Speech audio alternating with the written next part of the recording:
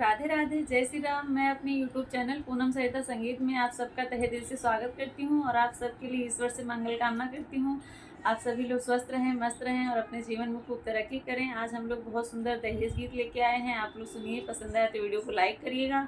हमारे चैनल पर नए हैं तो हमारे चैनल को सब्सक्राइब करिए और गाना कैसा लगा कमेंट बॉक्स में ज़रूर बताइएगा और अपने आशीर्वाद के रूप में हमारे वीडियो के अंत तक जरूर बने रहिए। Thank you.